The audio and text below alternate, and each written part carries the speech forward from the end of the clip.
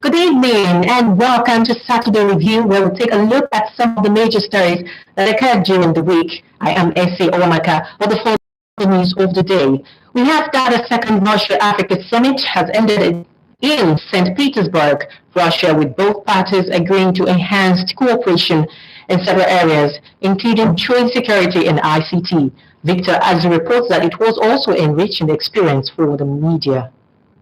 Crippling Western sanctions following the invasion of Ukraine has left Russia seeking new friends and allies. That need to realign may have brought about the second Russia-Africa summit in St. Petersburg, but the constantly developing status of many African countries makes the summit a win-win situation for both parties. After 2 days of deliberations, President Putin announces agreements to improve cooperation in multiple sectors, including volume of trade, which grew to $18 billion in 2022. Including volume of trade, which grew to $18 billion in 2022. We have outlined our plans to strengthen foreign policy coordination, increase trade and investment, as well as industrial cooperation between Russia and African countries. We have spoken about training human resources for Africa's national economies. An event with elaborate media coverage put together by African Union of Broadcasting, AUB, and the Russian television RT. African media chiefs, including Director General of the Nigerian Television Authority, are optimistic of significant growth in this sector. We've been able to talk a lot, and we intend to exchange quite a number of programs and also news items on both sides. That is from our own country, Nigeria, and of course here in Russia. And the sole aim of doing that is to widen the scope of our coverages and also to get news from the source so that whatever news we dish out to the general public will be authentic from the general public, will be authentic from the opening speech by President Putin. Is dangling so much carrots. We see a Russia that's also going to use its media to propagate this new agenda, this new friendship with Africa and African nations, trying to capture the audience of the CNNs of this world, the BBC of this world, and I think that is very critical. Africa seems to have become a beautiful bride, with both the West and Russia seeking enhanced business cooperation with the continent. But observers say Africa must begin to produce more so that they can bring more to the table in terms of negotiation. From St. Petersburg, Russia, Victor Azu, NT News. And back home, Nigerians have been enjoined to support various initiatives of the federal government aimed at revamping the economy and promoting peaceful coexistence across the country. This came to the fore at the one-day ethno-religious tolerance forum organized by the Arewa community in Lagos. Musa Chelet completes the report. Of these traditional rulers from 19 northern Council of Arewa community is informed by the need to reaffirm commitment to democracy and ensuring that the rule of law prevails across the country. Our able governor, we pray for you that you continue to achieve your aim as a governor, and God will continue to be with you, and Almighty Allah will lead you with wisdom, lead Bola Ahmed Tinubu, the President of the Federal Republic of Nigeria, with wisdom.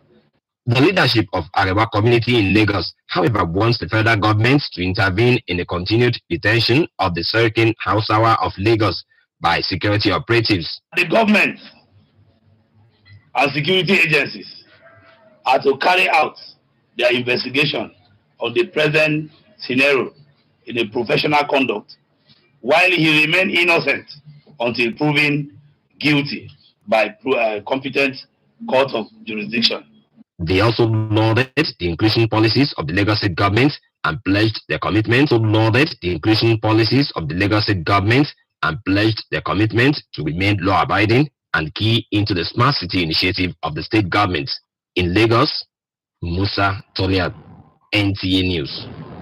And now to the review of stories that trended during the week. The Federal High Court sitting in Lagos granted bail to the suspended governor of the Central Bank of Nigeria, Godwin Emefiele. He was granted bail by Justice Nicholas Owebo in the sum of 20 million naira after his arraignment. Adiola Komi Akere reports. The suspended governor of the Central Bank of Nigeria, Godwin Emefiele, was brought before the Federal High Court on a 2-count charge bordering on illegal possession of a single-barrel shot and alleged possession of 23 rounds of live ammunition without license. The offense contravenes Section 4 of the Firearms Laws of the Federation 2004 and punishable under the same Act. When the charges were read to him, he pleaded not guilty. Counsel to Emefiele, Joseph Daudu, SAN, informed the court of a pending application for bail. The prosecuting counsel, Jones, told the court that they did not receive any bail application unto. The lead counsel to Godwin Emefiele, Joseph Daudu, SAN, noted that the prosecuting counsel's claim is not feasible, as bail application was sent to the office of the Attorney General of the Federation on the 18th of June. Joseph Daudu appealed to the court to grant bail to the defendant, as bail is within the discretion of the court.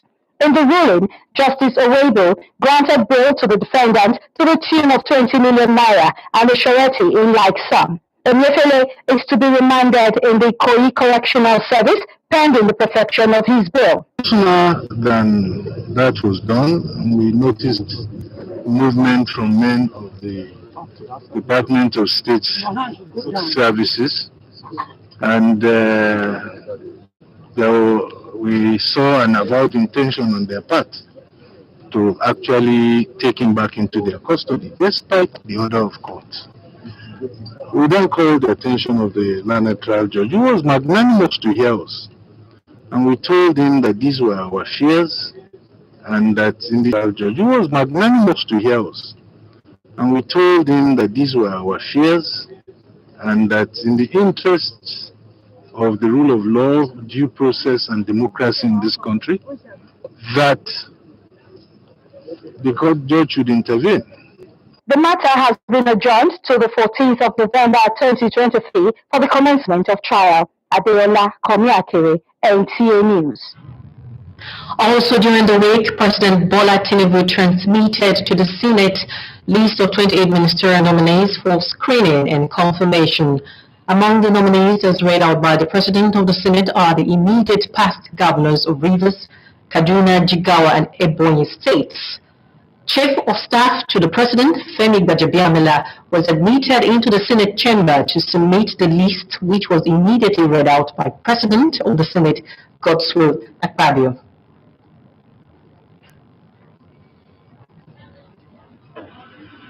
The exercise conforms with the 5th Constitution Amendment, which provides that the President and Senate governors and state governors shall submit the list of ministerial and commission nominees respectively within 60 days.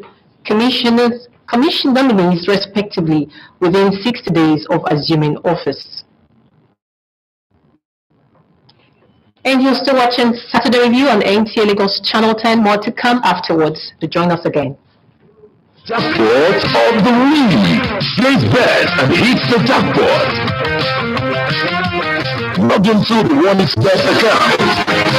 Click on the Take Part button. Place bet and take part in the jackpot draw. Feel like a winner with OneXBet. Use promo code to get a bonus on your first deposit. TRS Promotions, in collaboration with Ratau Lagos State Council and Lagos State Sports Commission, present. I think you did every time you get a boss, you have to play draft. Every time you and Sadiq, that's when they're going to disturb me for backyard. You don't reach now. The first Lagos State International Draft competition game don't start. The first prize is 3 million naira, the second prize 2 million naira, and the third prize is 1 million naira. No sharps too much making them, no sharps too much making them, but no here. You better run now. Go take it now. Go buy your own now. Just 3,000 naira. To purchase your ticket, go to www.windraftgame.com or directly from all local government areas in Lagos, Aria Ticket, and many other ticket agencies. TRS, join the fun. Rocky Spring from 1xBet. Sporting. Promotion with cool prizes. That's all the any sports events. Get tickets. Have a chance to win cool prizes. The more you bet, the greater your chances. Use promo code to get a welcome bonus right now. Welcome back. A whole week in July every year is dedicated to creating awareness on sarcoma, an uncommon cancer in which malignant cells form in the bones or soft tissues. Our discussion tonight is centered on sarcoma, and we have an expert on orthopedic oncology. He is Professor Suleiman Giwa, and he will be giving us an insight on the prevalence, causes, and prevention of this disease. But first, let's see this report from Metro Chido. Orthopedic doctors and concerned individuals gather across the world to raise awareness about sarcoma, a rare type of cancer that originates from the soft tissue and bones. This type of cancer, experts say, develops in the body connecting tissues, including muscles, bones, and blood vessels. In our own parlance, are the connective tissues of the body, the muscles, the bone, blood vessels, and nerves. So cancers that arise from these structures, we refer to them as sarcoma. Basically, patients with sarcoma will develop maybe swelling either in the legs, on the hands, and sometimes they can have pain. It might be painful, it might not be, or it might be painless. So the thing is, once a patient sees these symptoms, a swelling in any part of the body, usually the legs or the hands, the upper limbs or lower limbs, patients should come to the hospital very quickly. While there is no known cause of the disease, expert emphasizes that it can save life. Whenever a patient has a swelling that is not going down in the body, it's important to visit the expert, not the traditional healers, not prophets. Go to a reputable hospital where it will be detected quickly and treatment will commence, because early detection guarantees cure. We do not know what causes cancer or what causes sarcoma. Studies are still ongoing to get to the root of the problem. If governments can come to our aid, but more importantly, we need to appeal to individuals to good-spirited Nigerians to come to our aid. Governments, organizations, and individuals, according to experts, can aid in ameliorating the pains of those suffering from sarcoma. But in Lagos, NTA. All right, that report sets the tone of our conversation tonight on sarcoma, and joining us is Professor Suleiman Giwa. He is an expert orthopedic oncology. Very welcome, sir. Thank you very much for inviting me. All right. So, sir, much is not known about sarcoma. What is sarcoma? Okay. Sarcomas are cancerous lesions that arise from bone, muscles, and all the other structures that you see surrounding our lower limbs and upper limbs. In layman terms, this is cancer, but because we need to define it more appropriately within the academia, we refer to them as sarcomas, which are cancers that arise from the mesodermal layers of embryos as babies develop in utero. So there are three layers: the ectoderm, mesoderm, and endoderm. Cancers that arise from mesoderm are the ones we refer to as sarcomas. Cancers that arise from mesoderm are the ones we refer to as sarcomas.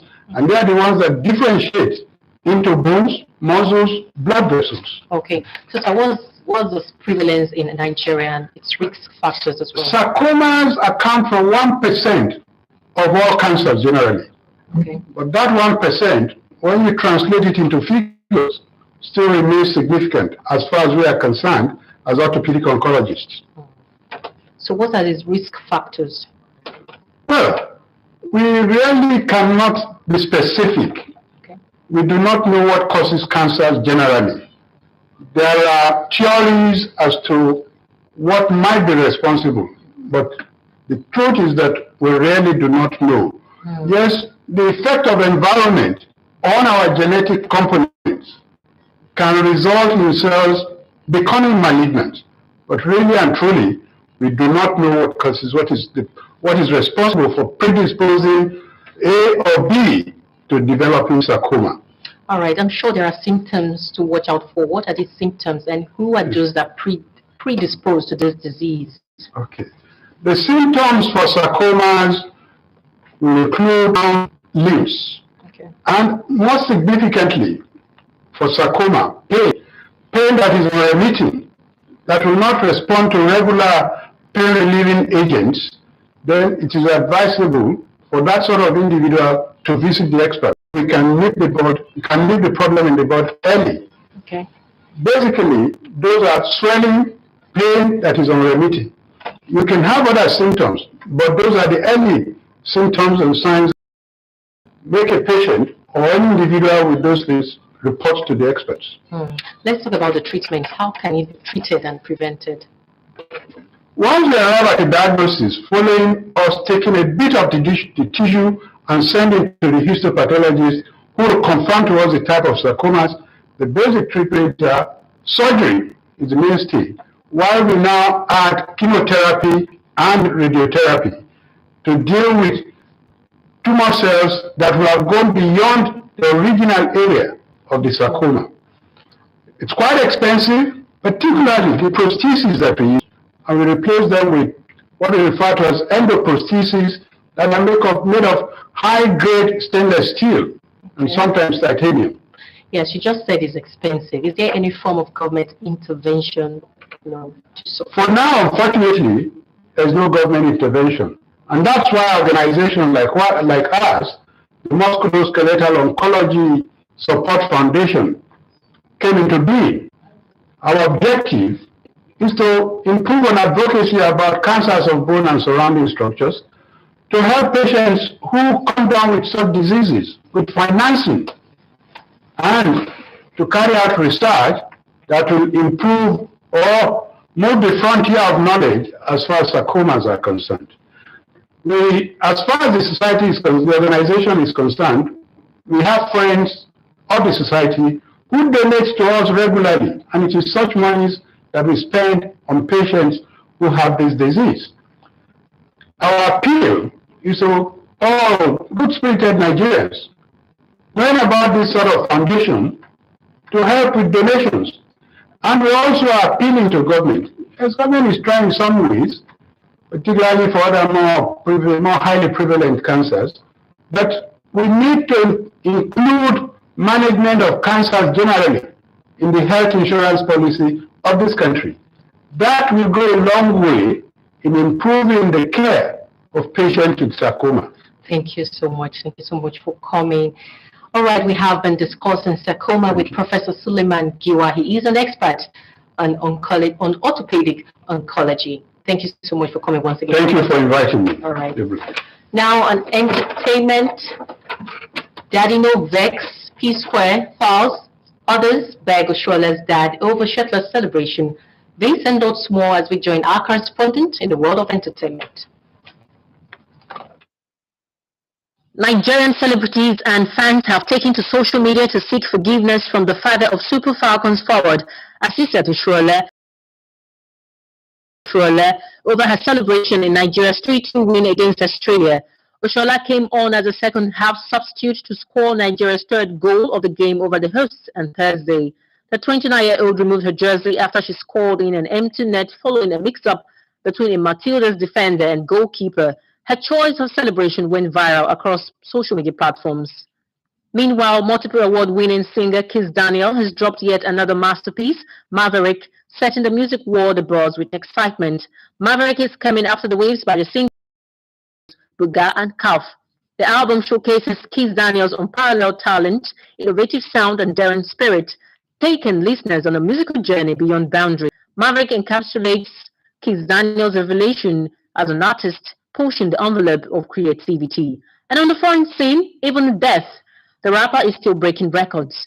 The rapper Tupac Shakur's ring has sold for a record-breaking $1 million during an auction in New York on Tuesday, July 25, 2023.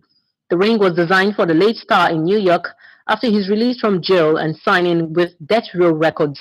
The diamond-encrusted gold band is topped with a gold circlet studded with 2 paved court diamonds. And that's it on entertainment news. All right, Sports Update is next with Peter Oibo. Team Nigeria won 9 gold, 6 silver and 2 bronze medals ahead of Sao Tome and Principe on 1 gold and 3 silver on day 1 of the first African Admiral Pobene Boat Championship in Abuja. The Confederation of African Canoe Rated Championship ongoing at Jabi Boat Club has 45 athletes from Nigeria, Senegal, Sao Tome and Principe, Togo and Ghana competing for honor in canoe, kayak, para canoe and